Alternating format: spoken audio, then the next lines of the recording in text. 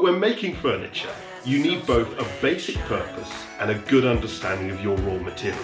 Hi, I'm Gabriel. This channel is all about the stories of some great people, where I make projects and search for that bit of wisdom that set these people apart. Check them out and leave me a comment. You can also like and subscribe to see more. Herman Miller's humble beginnings can be traced back to the Star Furniture Company in 1905, which became the Michigan Star Furniture 4 years later. It was in that year that 18-year-old Dirk-Jan Dupree joined the company as a general office boy. No stranger to the normal processes of life, Dupree worked his way up from the bottom and was to impressively make president of the company a mere 10 years later in 1919.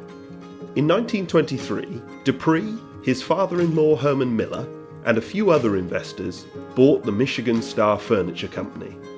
And since Dupree took the reins, the name he gave it is surprising. But in that year, the Herman Miller Furniture Company was born. But Dupree remained its architect, and it was the growing character of Dupree that was to shape it into what it became. The next milestone came 4 years later in 1927, when Dupree visited the home of a millwright who had died on the job at Herman Miller to offer his condolences. At the request of the widow, Dupree remained to hear some of his poetry. Profoundly moved by the poems, Dupree became intrigued by the question of whether he had employed a millwright who happened to write poetry, or a poet who worked as a millwright. Dupree said, "God was dealing with me about this whole thing, the attitude toward working people. I began to realise that we were either all ordinary or all extraordinary."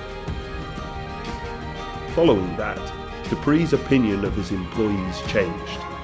If the millwright was also a poet, what might others turn out to be? With gentle deliberateness, Dupree sought to really get to know his workforce and to realise and encourage their hidden strengths and talents. One of Dupree's designers, Gilbert Rodd, reinforced this new belief in people when they were discussing design. Rodd said to Dupree, "You think design is the most interesting thing about a house, but you're wrong. The most interesting thing about a house is the people who live in it, and I'm designing for those people." Again, despite being the man in charge, Dupree humbly accepted the direction. Rodd's first designs, completed in 1933, were exhibited at the Chicago World's Fair, and as a result of Dupree's showcasing the work and ideas of others, Herman Miller's sales began to grow.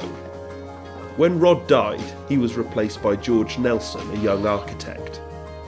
The most impressive of his accomplishments at Herman Miller was connecting the company with important design artists, including Charles and Ray Eames. During this time, the company developed a mission statement. Herman Miller's people and the designers they work with are concerned with larger issues of humanity and equality and bettering the world we work in. What arrives on the truck is furniture. What went into the truck was an amalgam of what we believe in: innovation, design, operational excellence, smart application of technology, and social responsibility. By 1950, Herman Miller's sales had increased to 1.7 million. That same year, Herman Miller adopted a revolutionary management plan. The plan would again put others before the man in charge, Dupree. The new vision was that given information about the company and a chance to participate in helping to solve problems, the average worker would contribute to the success of the company. The vision assumed that people were motivated by many things besides money, including a chance to make a difference, pride, fellowship. And it worked. The company kept growing. Meanwhile, another example of the Herman Miller Company's belief in people above itself was that the company's designs began to change, moving away from the showcasing of individual designers into creating space-saving, utilitarian and multi-purpose furniture that would fit ordinary homes and enhance ordinary lives. This caused the company to thrive throughout the 70s and the 80s. Today, every single Herman Miller employee is given extra paid holiday every year to volunteer for a charity of their choice, as Herman Miller continues to allow its staff to determine its choices, its actions, and its spending. In 1969, DJ Dupree, after 60 years of working for Herman Miller, retired and left the company to his two sons. The Dupree family and their commitment to humble direction continued to work within Herman Miller until 1995. Since 1986, Herman Miller has ranked among the top 20 of the 500 most admired companies. It is world famous, enormously successful, and credited with refining and shaping an entire industry. The company began before the Dupree family joined, and it continues after they've left. It is neither named for them, nor does it particularly boast of them. Its greatest achievements are all credited to others, and yet, when the first Dupree joined the company as a lowly clerk, it was nearly bankrupt. And when the last Dupree left, it had a lofty turnover of more than $1 billion and employed more than 6,000 people. So, who is Herman Miller?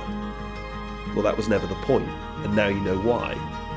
But it's still a good question, because in the words of DJ Dupree's son, Max, management has a lot to do with answers, but leadership is a function of questions.